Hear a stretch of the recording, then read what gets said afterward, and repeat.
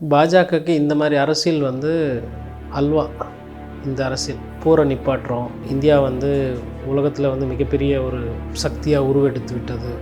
இப்போது இராணுவத்தை பற்றி நம்ம பெருமையாக பேசினா அதனால் ஒரு பொலிட்டிக்கல் மைலேஜ் கிடைக்கும். அந்த பொலிட்டிக்கல் மைலேஜை முழு நேர அரசியலாக செய்யறதுக்கு இவங்க தயாராகிட்டாங்க. அதனால தான் ஆப்ரேஷன் சிந்தூர்னு வச்சுருக்காங்க. அப்புறம் இன்றைக்கி வந்து ஆப்ரேஷன் மகாதேவ் அப்படின்னா அது சாமி பெயர் வைக்கிறது, இல்லை இந்து கலாச்சாரத்துக்கு ஒன்று நேரா மாதிரி பேரை வைக்கிறது, இதெல்லாம் வந்து அவங்க தெளிவாக இந்த அரசியல் தான் பண்ணுறாங்க, இந்த அரசியல் தான் பண்ண போகிறாங்க. இப்போ அவங்களே சொல்கிறாங்க நாங்கள் வந்து சிந்தூரில் வந்துட்டு மூளையை கொண்டுட்டோம் அப்படின்னா, அப்போ இப்போ மிச்ச மீதியெல்லாம் வேணாலும் விட்டு வச்சுருக்கீங்க, அப்போ மிச்ச மீதியை கொள்றதுக்கு மகாதேவ் ஆப்ரேஷன்ற மாதிரி. எதிர்க்கட்சிகளுக்கு பாகிஸ்தான் மீது அக்கறை இருக்குது அப்படின்னு அமித்ஷா குற்றம் சாட்டுறாங்க. பாகிஸ்தான் மீது பாகிஸ்தானில் இருக்கவங்களுக்கே அக்கறை இருக்கான்னு தெரியல. உண்மை அதாங்க, அவங்களுக்கு வந்து இந்த மாதிரி சுலபமான அரசியல் இருக்குல்ல. அதாவதுங்க, செத்த பாம்பை அடிக்கிற கதை தான் இன்னைக்கு. பாகிஸ்தானுக்காக பேசி சிதம்பரம்க்கு என்ன கிடைக்க போகுதுன்னு, நான் வந்து இந்திய நாட்டில் எனக்கு இங்கே இருக்கிறவங்க ஓட்டு போட்டாங்க, நான் ராஜ்யசபா மெம்பர் இல்லை லோக்சபான்னு, நான் எது பாகிஸ்தானை பற்றி பேசணும்? அது உன் பிரச்சனை, நீ தானே ஆட்சியில் இருக்கிற. இராணுவத்துக்கு வேண்டியதெல்லாம் செய்ய வேண்டியது உன் வேலை. குண்டு வச்சானா எப்படி வச்சான்னு நீ சொல்லு. ஒரு இராணுவத்தில் இருக்கிறோம், அது சொல்லக்கூட வேணாம். பாதுகாப்பாக இருக்கிறோமா பாதுகாப்புறோம், சப்ஜெக்டிவான்னு சொல்லி மாற்றணும். என்றைக்குமே ஆளுகின்ற அரசை விட எதிர்கட்சி ரொம்ப வலுவாக இருக்கணும், ரொம்ப ஆக்ரோஷமாக இருக்கணும். எதுக்கு அப்படின்னா எதிர்கட்சி நல்லா இருக்குன்றது இல்லை, ஆளுகின்ற அரசு பண்ணுற தப்பை சுட்டி கேட்கறதுக்கும் அவங்கள மக்கள்கிட்ட வெளிச்சத்தை போட்டு காட்டுறதுக்கு. என்ன கேட்டால் ஒரு 3 பேர் சுட்டுக் கொல்லப்பட்டதுன்றது வந்து இராணுவத்தில் வந்து 3 மாதத்துக்கு ஒரு வாட்டி 6 மாதத்துக்கு நடக்கிற ஒரு அன்றாட செய்தி. இன்றைக்கி பாராளுமன்றத்தில் கூப்பிட்டு அதை வந்து ஒரு பேசு பொருளாக்கி விவாத பொருளாக்கி அதில் வந்து அரசியல் குளிர்காயணும்னு நினைக்கிது பாரதிய ஜனதா கட்சி. லிபர்டி தமிழ் நேயர்களுக்கு வணக்கம். இன்றைய நேர்காணலில் நாம் சந்திக்க இருப்பவர் பத்திரிகையாளர் கோட்டீஸ்வரன் அவர்கள். வணக்கம் சார். வணக்கம். ஆப்ரேஷன் சிந்தூர் குறித்து இன்றைக்கு நாடாளுமன்றத்தில் பரபரப்பான விவாதங்கள் போயிட்டுருக்கு. தொடர்ச்சியாக எதிர்க்கட்சி தலைவர்கள் எதிர்க்கட்சியாளர்கள்லாம் கேட்குறது என்னென்னா, ஆப்ரேஷன் சிந்தூரில் என்ன பண்ணீங்க, அதில் எடுத்த நடவடிக்கை என்ன, யார் போரை நிப்பாட்டினா, ட்ரம்ப் 25 முறைக்கு மேலே நான் தான் நிப்பாட்டினேன், 2 நாட்டுக்கு இடையில் பேசி நான் தான் சமாதானப்படுத்துறேன்னு சொல்கிறாரு. ஆனால் இது வரைக்கும் மோடி வாயவே திறக்கலைன்னு சொன்னாங்க. இன்றைக்கு அமித்ஷா அவர்கள் நாடாளுமன்றத்தில் பேசும்பொழுது, நாங்கள் பாகிஸ்தான் கெஞ்சி கேட்டதுனால தான் போரை நிப்பாட்டினோம், அதில் மூளையாக செயல்பட்டவரை மோடி அப்போவே ஆப்ரேஷன் சிந்தூர்னு கொண்டுட்டார், இப்போ நாங்கள் வந்து ஆப்ரேஷன் மகாதேவ் அப்படின்னு அதில் தாக்குதல் நடத்தியவர்களை நாங்கள் சுட்டுக்கொண்டோன்னு சொல்லி பேசுகிறாரு. அவருடைய பேச்சு எப்படி சார் பார்க்குறீங்க? பாஜகக்கு இந்த மாதிரி அரசியல் வந்து அல்வா. இந்த அரசியல் அதாவது போரை நிப்பாட்டுறோம், அதுக்கப்புறமா வந்து இந்தியா வந்து உலகத்தில் வந்து மிகப்பெரிய ஒரு போர் சக்தியாக உருவெடுத்து விட்டது. அதாவதுங்க, இன்றைக்கி பாஜக வந்து கிட்டத்தட்ட ஒரு 10 வருஷம் ஆண்டுட்டாங்க, இன்னும் கொஞ்ச நாள் ஆளப்படும். இப்போ இதற்குண்டான விதையெல்லாம் வந்து ரொம்ப வருஷத்துக்கு முன்னாடியே நேரு காலத்தில், அதற்கு பின்னாடி வந்த முதலமைச்சர் பிரதமர் அவங்க காலத்தில் எல்லாமே வந்து போட்டிருக்காங்க. இதில் வந்து இராணுவத்தினுடைய சிறப்பையோ இராணுவத்தினுடைய பயிற்சியையோ இந்திய இராணுவத்தினுடைய இதை வந்து அந்த சிறப்பு அந்த பெருமை வந்து இங்கே நல்லா தெரியுது. முன்னாடி இருந்த பிரதமர்கள்லாம் வந்து ஆட்சியிலையும் மக்கள் எப்படி இருக்கிறாங்க, சந்தோஷமாக இருக்கிறாங்களா, மக்களுக்கு தேவையானதெல்லாம் கிடைக்குதா அப்படின்ற மாதிரி அந்த மாதிரி ஒரு ஆட்சி காலத்தை கொடுத்துட்ருந்தாங்க. பாஜகவை பொறுத்தவரையில் என்னென்னா வந்து, இப்போது இராணுவத்தை பற்றி நம்ம பெருமையாக பேசினா அதனால் ஒரு பொலிட்டிக்கல் மைலேஜ் கிடைக்கும். அந்த பொலிட்டிக்கல் மைலேஜை முழு நேர அரசியலாக செய்யறதுக்கு இவங்க தயாராகிட்டாங்க. அதனால தான் ஆப்ரேஷன் சிந்தூர்னு வச்சுருக்காங்க. அது எதுக்குன்னா, அதாவது இந்த சிந்தூர்னால் ஒரு திலகம், அது வந்து அந்த ஒரு சில வீரர்களோட மனைவிகள் இறந்து விட்டார்கள், அந்த திலகம் போய்விட்டது அப்படின்ற மாதிரி.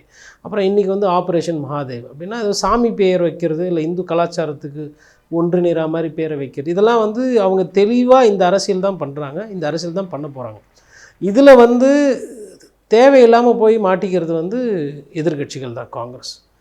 இவர்கள் வந்து விவசாய பிரச்சனைகள் என்ன இருக்குது, மக்களோட வாழ்வாதார பிரச்சனை இருக்குது, நாட்டில் வந்துட்டு லஞ்ச லாவணி எப்படி இருக்குது அப்படின்ற அந்த வியூகத்தின் அடிப்படையில் தான் இவங்களை சரி செய்ய முடியும். நீங்கள் வந்து இப்போ அவங்களே சொல்கிறாங்க நாங்கள் வந்து சிந்தூரில் வந்துட்டு மூளையை கொண்டுட்டோம் அப்படின்னா, அப்போ இப்போ மிச்ச மீதியெல்லாம் வேணாலும் விட்டு வச்சுருக்கீங்க, அப்போ மிச்ச மீதியை கொள்றதுக்கு மகாதேவ் ஆப்ரேஷன்ற மாதிரி. பொதுவாக வந்து இந்த மாதிரி விஷயங்கள் வந்து எவ்வளவு தெரியணுமோ அவ்வளோதான் தெரியணும் நாட்டு மக்களுக்கு. இதனால் வந்து மக்கள், அதாவது இராணுவத்துக்கு தான் இப்போ நம்ம சம்பாதிக்கிற காசில் நிறைய பகுதி, ஒரு 30-40 விழுக்காடு வந்து வரியில் தான் போகுது. அந்த காசு இராணுவ செலவத்துக்கும், இராணுவத்துக்கு தளவாடல் சாமான்கள் வாங்கிறதுக்கும், இந்த பீரங்கி போன்ற குண்டுகள் வாங்கிறதுக்கு தான் செலவிடப்படுது. அது இந்திய நாட்டினுடைய அந்த பாதுகாப்பு என்பது இன்றியமையாது, ரொம்ப முக்கியம். இதை வந்து முழு நேர அரசியலாக வந்து பாஜக மாற்றிட்டாங்க. அதை வந்து எதிர்க்கட்சிகள் வந்து இதில் கொஞ்சம் உஷாராக வந்து இதை வந்து கடந்து போகிறது நல்லது. எதிர்க்கட்சிகளுக்கு பாகிஸ்தான் மீது அக்கறை இருக்குது அப்படின்னு அமித்ஷா குற்றம் சாட்டு. இன்றைக்கி பாகிஸ்தான் மீது பாகிஸ்தானில் இருக்கவங்களுக்கே அக்கறை இருக்கான்னு தெரியல. உண்மை அதான். அவங்க ஒரு சில தவறான வழியில் போய் அந்த வல்லரசாக வர வேண்டிய ஒரு நாடு இப்போ இந்திய திருநாட்டிலேருந்து பிரிஞ்சது தான் அது. நமக்கு இருக்கிற இயற்கை வளங்கள், நமக்கு இருக்கிற மனித வளங்கள், நமக்கு இருக்கிற அறிவு, சொல்லாடல், உழைப்பு, வேர்வை எல்லாமே அங்கே இருக்கிற சகோதரர்களுக்கும் இருக்குது.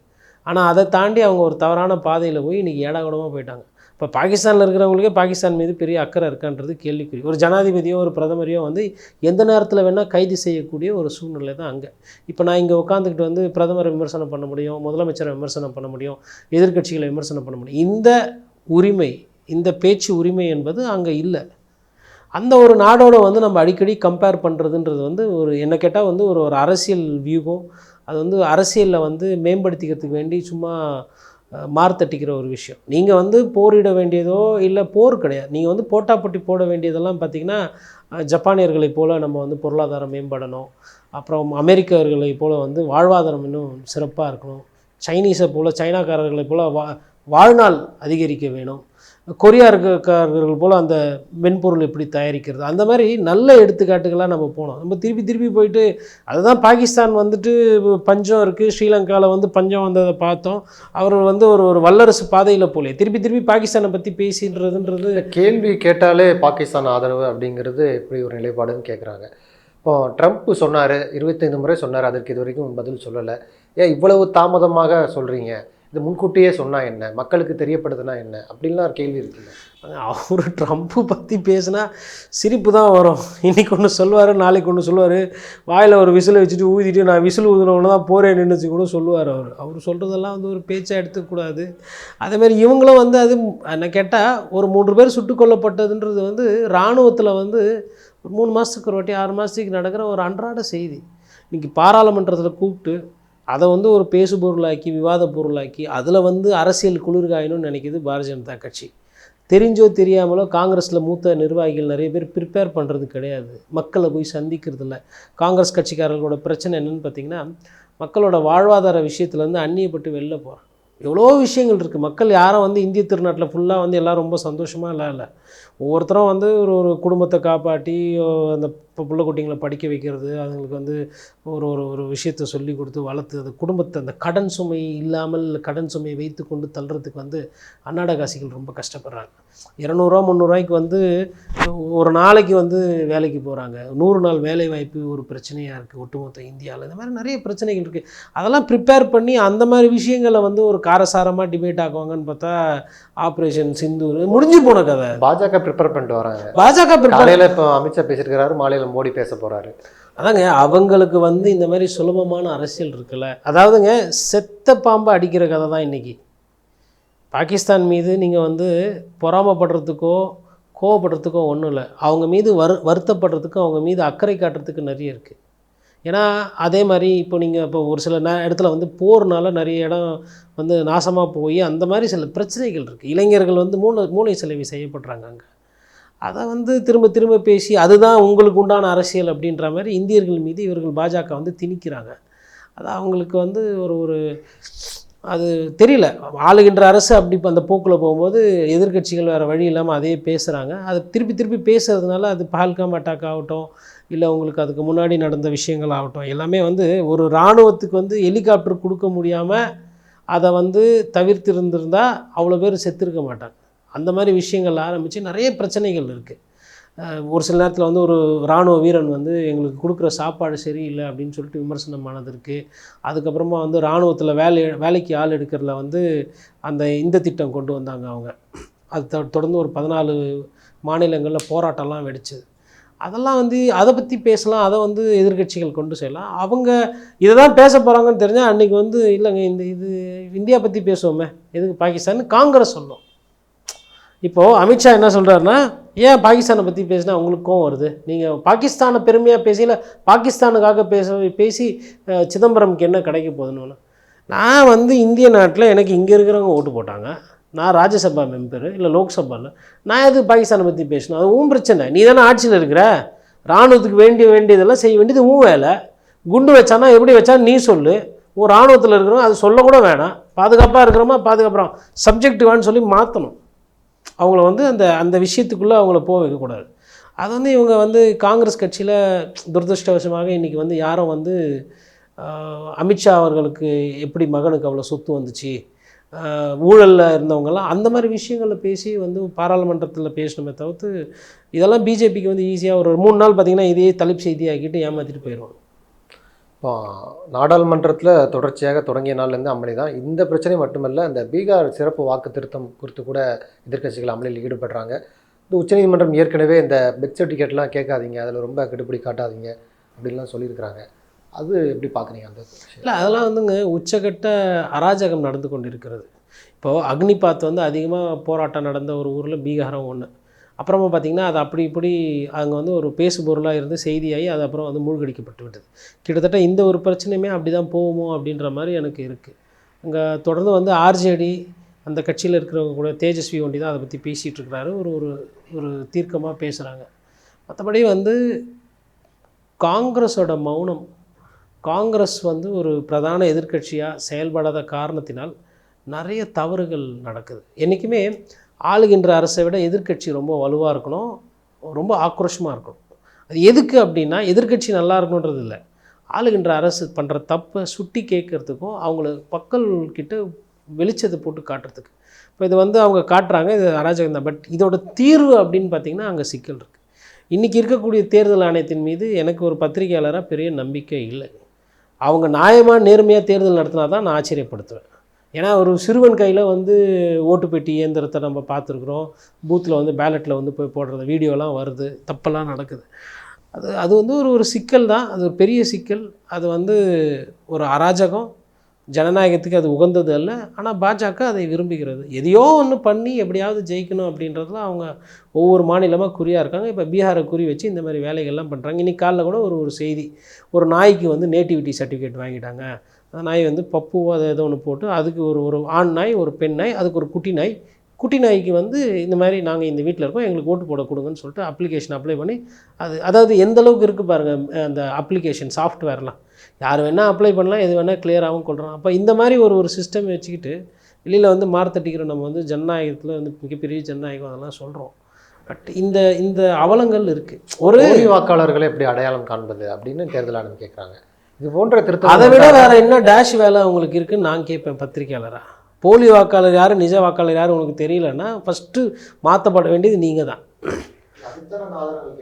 இல்லைங்க, நான் என்ன சொல்கிறேன்னா, மனுஷன் ஹிந்தி பேசினா ஹிந்திக்காரர், தமிழ் பேசினா தமிழ்காரர், மலையாளம் பேசினா கேரளா, தெலுங்கு பேசினா ஆந்திரா, கன்னடம் பேசினா கன்னடிகா, இது இருக்கு இல்லையா? கூப்பிட்டுட்டு எப்போ உனக்கு ஆதார்னு ஒன்று இருக்கும்ல, இருக்கான்னா அதை காட்டு, இல்லையா சரி வேறு எதனா ஒரு ஆதாரத்தை காட்டு, ஒரு இது பண்ணி இவங்க மீது அந்த நம்பிக்கைத்தன்மை போய்விட்டது. எதிர்க்கட்சிகள் ஏன் பயப்படுறாங்கன்னா, தேர்தல் ஆணையம் என்பது குறைந்தபட்ச மதிப்பு, குறைந்தபட்ச நாகரிகம், குறைந்தபட்ச ஒரு ஒழுங்குமுறை இருக்கணும்னு கூட இல்லாமல் பாரதிய ஜனதா கட்சி ஆட்சிக்கு வந்ததுக்கப்புறம் பார்த்தா ஒழுங்கினமானவர்கள்லாம் அந்த இயக்கத்தில் நிறைய பேர் வர ஆரம்பிச்சிட்டாங்க. அதாவது வெளிப்படையாக சப்போர்ட் பண்ணுறவங்க நீதியரசராக வராங்க, நீதியரசராக இருக்கிறவங்க அரசியலில் வந்து சேர்றாங்க. அதே மாதிரி தேர்தல் ஆணையமும் வந்து பார்த்திங்கன்னா ஒரு எதிர்க்கட்சியால் சேர்ந்து அந்த தலைமை பொறுப்புக்கு வரவங்களுக்கு வாக்கு செலுத்தணுன்ற ஒரு முறையை மாற்றுறாங்க. இதெல்லாம் பண்ணும்போது எதிர்க்கட்சிகளுக்கு ஒரு பயம் வருது. அதுக்கேற்ற மாதிரி இந்த போலி வாக்காளர் பிரச்சனை வருது. எத்தனையோ லட்சங்கள் 30 லட்சம் பேர் நிற்கிறாங்க அப்படின்ற மாதிரிலாம் குற்றச்சாட்டுகள் வருது. அப்போது தேர்தலில் அது வந்து ஒரு பெரிய நம்பர் ஆகிட்டு எங்கே ஜெயிக்க வேண்டிய கட்சி தோற்றுருமோ, திருப்பி எதிர்க்கட்சியில் உட்காரணுமோ அப்படின்னு சொல்லிட்டு ராஷ்ட்ரிய ஜனதாதள் பதறுது. அந்த அந்த அந்த பதட்டம் வந்து நியாயமான பதட்டம். பட்டு அதில் தீர்வு எங்கே இருக்குதுன்னு எனக்கு தெரியல. மேபி இந்த எலெக்ஷனை வந்து கொஞ்சம் ரொம்ப சீரியஸாக எடுத்து ஒவ்வொரு மாநிலமாக திருப்பி பாஜக கிட்டேருந்து பிடுங்கினா தான் இதெல்லாம் வந்து மாறும். நீங்கள் வெறும் அரசியல் பேசிக்கிட்டு கோர்ட்டுக்கு போகிறது எல்லாத்துக்கும் அப்படி பண்ண சட்டம் ஒரு சில நேரத்தில் வந்து கொஞ்சம் ஒரு கடுமையான ஒரு எதிர்க்கட்சியாக மாற வேண்டிய சூழ்நிலையில் எதிர்க்கட்சிகள் தங்களை தயார்படுத்திக்கணும். நாடாளுமன்றத்தில் பாராளுமன்றத்தில் பேசுகிறதெல்லாம் பத்தாது.